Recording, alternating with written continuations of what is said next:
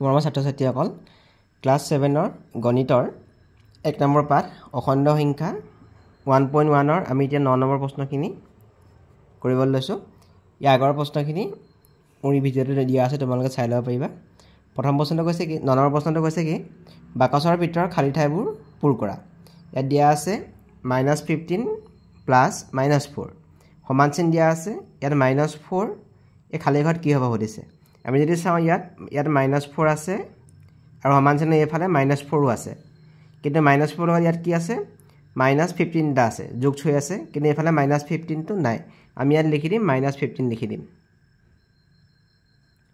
খালী বাকচত আমি কি লিখিম -15, এই বাকচত আমি -15 লিখি দিম। তাৰপিছত চাওঁ 2 নম্বৰটো, ইয়াত আছে -7, এইটো -7 ইয়াত আছে, +8 আছে, +8 আছে। এই খালী ঘৰত কি নাই, এইফালে +5 এটা আছে, কিন্তু এই +5টো আমি এইফালে +5 কৰি দিব লাগিব, +5।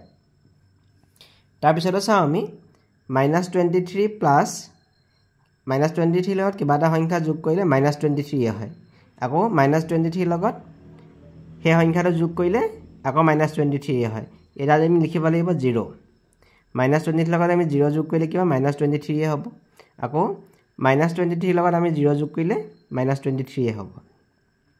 তাৰপিছতে চাওঁ আমি -19 প্লাছ -27। এতিয়া আমি এইটো বুজিব লাগিব। ধৰি ললোঁ আমি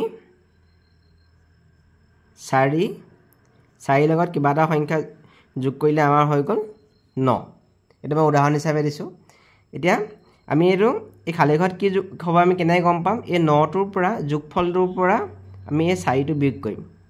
9 4 গ'ল থাকিল 5। ইয়াত কি হ'ব তেতিয়াহ'লে 5। তেতিয়াহ'লে ইয়াত কি কৰিব লাগিব আমি এই যোগফলটোৰ পৰা -27ৰ পৰা এইফালে থকা সংখ্যাটো আমি বিয়োগ কৰিব লাগিব।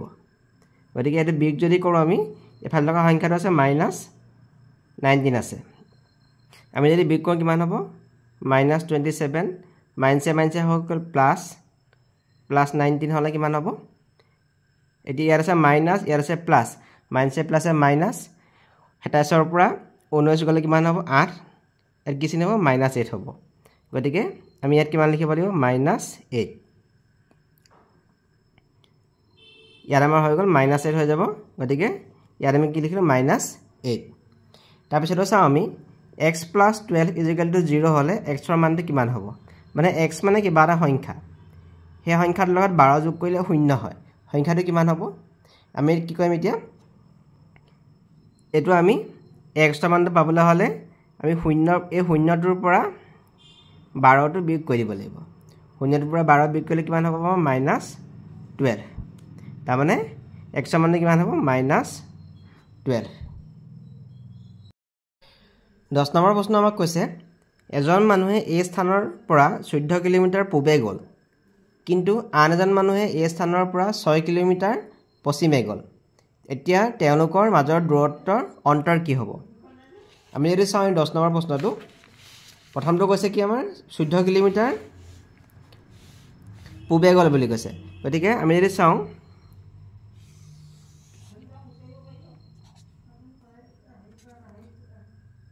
এই যেনিবা এই স্থান, প্ৰথম মানুহজনে পূব দিশলৈ গৈছে, পূব দিশটো আমি এইফাল বুলি ধৰিছোঁ। কিমান কিলোমিটাৰ গৈছে ধৰিছোঁ আমাৰ 14 কিলোমিটাৰ। 14 কিলোমিটাৰ পূবে গ'ল গৈছে। গতিকে আমি ধৰিছোঁ ইয়াত 14 কিলোমিটাৰ। তাৰপিছত আন এজন মানুহে এই স্থানৰ পৰা পশ্চিমে গৈছে। পশ্চিমে গ'লে হ'ল দিশটো এইটো হ'ব। পশ্চিমে কিমান কিলোমিটাৰ গৈছে বুলি কৈছে 6 কিলোমিটাৰ। এফালে কিমান কিলোমিটাৰ গ'ল 6 কিলোমিটাৰ। এতিয়া দুইজন মানুহ আহি ইয়াৰ পালেহি, এই মানুহজন আহি এইটো পইণ্ট পালেহি আৰু সিজন মানুহ গৈ এইটো পইণ্ট পালেগৈ। গতিকে ইয়াৰ দূৰত্ব কি হ'ব। আমি যদি চাওঁ ইয়াৰ পৰা ইয়ালৈ দূৰত্ব 6, আকৌ ইয়াৰ পৰা ইয়ালৈ দূৰত্ব কিমান হৈ গ'ল 14। গতিকে এই দুইজন মানুহ ইয়াৰ দূৰত্ব, ইয়াৰ পৰা ইয়ালৈ দূৰত্ব কিমান হ'ব 6 আৰু 14টো আমি কি কৰিব লাগিব যোগ কৰিব লাগিব। তাৰমানে 20 কিলোমিটাৰ হৈ যাব। এতিয়া দূৰত্বৰ অন্তৰ কিমান হ'ব, আমি 6 আৰু 14টো যোগ কৰিলে কিমান কিলোমিটাৰ 20 কিলোমিটাৰ। তাৰপিছৰ প্ৰশ্নটো কৈছে আমাক 11 নম্বৰ প্ৰশ্ন, এজন মানুহৰ হাতত 35 টকা জমা আছে, কিন্তু আন এজনৰ 40 টকা ধাৰ আছে প্ৰথমজন মানুহ দ্বিতীয়জন মানুহতকৈ কিমান চহকী এটা জমা টকাটো আমি +35 লিখিব লাগিব যেটো ধাৰ আছে ধাৰটো আমি -40 বুলি লিখিম এতিয়া কৈছে প্ৰথমজন মানুহ দ্বিতীয়জন মানুহতকৈ কিমান চহকী আমি কি কৰিব লাগিব 35 ৰ পৰা আমি 35 ৰ পৰা আমি এটা ধাৰ টকাটো আমি -40 লিখিম 25 ৰ পৰা আমি -40 টো আমি বিয়োগ কৰিব লাগিব তেতিয়া আমি আনসাৰটো পাই যাম এতিয়া প্ৰথম মানুহজনৰ ওচৰত পইচা জমা আছে কিমান 35 টকা জমা আছে কাৰণে আমি +35 লিখিছো আকৌ দ্বিতীয়জনৰ ওচৰত পইচা কিমান আছে বুলি কৈছে ধাৰ বুলি কৈছে 40 টকা ধাৰ মানে আমি লিখিছো -40 এতিয়া জমা টকাৰ পাৰ্থক্য এটা কোনটো ডাঙৰ হ'ব +35 টো ডাঙৰ 35 টো ডাঙৰ দ্বিতীয়জনৰ ওচৰত ইমান আছে গতিকে -40 টো আমি -40 নেগে লিখিম এতিয়া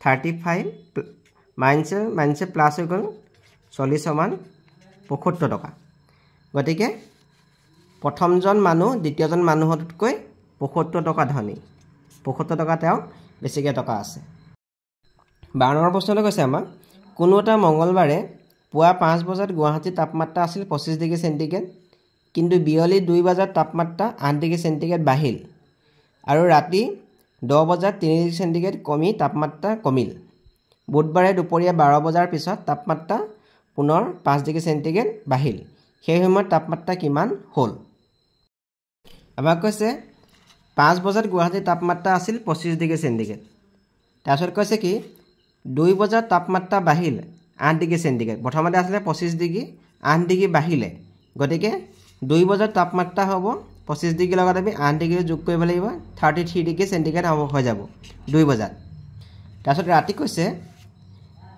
ৰাতি 10 বজাত তাপমাত্ৰা কমিল কৈছে 3 ডিগ্ৰী সেন্টিগ্ৰেড কমিল গতিকে ৰাতি 10 বজাত তাপমাত্ৰা হ'ব 33 আছিলে 33 ৰ পৰা 3 ডিগ্ৰী কমিলে মানে আমি বিয়োগ কৰিলো কিমান হৈ গ'ল 30 ডিগ্ৰী সেন্টিগ্ৰেড হৈ গ'ল ৰাতি 10 বজাত তাৰপিছত আকৌ কৈছে কি দুপৰীয়া 12 বজাত তাপমাত্ৰা বাঢ়িল 5 ডিগ্ৰী সেন্টিগ্ৰেড বাঢ়িল হলে আমি যোগ কৰিব লাগিব গতিকে দুপৰীয়া 12 বজাত তাপমাত্ৰা হ'ব ইয়াত 30 ডিগ্ৰী আছিলে 30 ডিগ্ৰী লগত 5 ডিগ্ৰী যোগ কৰিলে কিমান হৈ গ'ল 35 ডিগ্ৰী সেন্টিগ্ৰেড 13 নম্বৰ প্ৰশ্ন অনুৰাধাই বেংকত 3200 টকা জমা থলে আৰু পিছদিনা 2540 টকা উলিয়াই আনিলে টকাখিনি উলিয়াই অনাৰ পাছত বেংকত অনুৰাধাৰ কিমান টকা জমা থাকিব ইমান টকা জমা থৈছিলে আৰু ইমান টকা উলিয়াই আনিলে আমি কিমান বাকি থাকিব বুলি ক'লে আমি বিয়োগ কৰিব লাগিব গতিকে 3200 টকাৰ পৰা আমি 2540 টকা বিয়োগ কৰিব লাগিব এতিয়া চাও আমি জমা থৈছিলে কিমান 3200 টকা কিমান উলিয়াই আনিলে 2540 টকা বাকি কিমান থাকিলে এটো বিয়োগ কৰিলে আমি পাম 660 টকা তাৰ পিছতো কৈছে আমাক 14 নম্বৰ প্ৰশ্ন দুটা সংখ্যাৰ যোগফল -5 যদি এটা সংখ্যা 18 হয় আনটো সংখ্যা কিমান 15 নম্বৰ প্ৰশ্ন কৈছে আমাক 14 নম্বৰ দুটা সংখ্যাৰ যোগফল -5 যদি এটা সংখ্যা 18 হয় আনটো সংখ্যা কিমান এতিয়া আমি চাও সংখ্যা দুটা যোগফল দিয়া আছে -5 এটা সংখ্যা 18 গতিকে আনটো কিমান বুলি ক'লে আমি কি কৰিম এই যোগফলটোৰ পৰা বিয়োগ কৰিব লাগিব যোগফল আমি -5 পাইছো -5 -18 হ'ব এতিয়া চাও আমি ইয়াত লিখা আছে দুটা সংখ্যাৰ যোগফল আমাক কৈছে -5 তাৰে এটা সংখ্যা কৈছে 18 গতিকে আনটো আমাক কিমান হ'ব আমি এই যোগফলটোৰ পৰা বিয়োগ কৰিব লাগিব যোগফলটো আমাক কৈছে -5 গতিকে ইয়াত হ'ব -5 -18 এটো কৰিলে আমাৰ কিমান হ'ব মাইনাছে হৈ গ'ল প্লাস গতিকে 15 লগত 8 যোগ কৰিলে কিমান হ'ব 23 গতিকে আনসাৰটো হ'ব -23 তাৰ পিছতো কৈছে আমাক -23 লগত কি যোগ কৰিলে যোগফল শূন্য হ'ব আমি যদি -23 লগত +23 যোগ কৰোঁ তেতিয়া কিমান হ'ব বিয়োগে যোগে বিয়োগ 23 বা 23 গলে কিমান হৈ যাব শূন্য গতিকে -23 লগত আমি কি যোগ কৰিব লাগিব +23 আমি যোগ কৰিব লাগিব 16 নম্বৰ প্ৰশ্ন দুটা অখণ্ড সংখ্যাৰ যোগফল -48 তাৰে এটা -20 হলে আনটো কিমান হ'ব আমি হেতু আনটো কিমান হ'ব এটো আর 14 নম্বৰটোৰ নিচিনা একেই এই যোগফলটোৰ পৰা আমি বিয়োগ কৰিব লাগিব -48 যোগফল দিয়া আছে -48 এটা সংখ্যা আমাক দিয়া আছে -20 গতিকে আনটো সংখ্যা হ'ব আমি কি কৰিম মাইনাছ 48ৰ পৰা আমি বিয়োগ কৰিম মাইনাছ 48ৰ পৰা কি বিয়োগ কৰিম আমি মাইনাছ 20 বিয়োগ কৰিম এটা বিয়োগ কৰিলে কিমান হ'ব মাইনাছ 48 যেতিয়া আমি ব্ৰেকেট খুলিম এই বিয়োগে আমি পাতিম যোগ এতিয়া আমি চাও বিয়োগে যোগে বিয়োগ গতিকে 48ৰ পৰা 20 যোগ গলে কিমান হ'ব 28 বিয়োগ 28 হ'ব গতিকে আনটো সংখ্যা কিমান হ'ব আমাৰ -28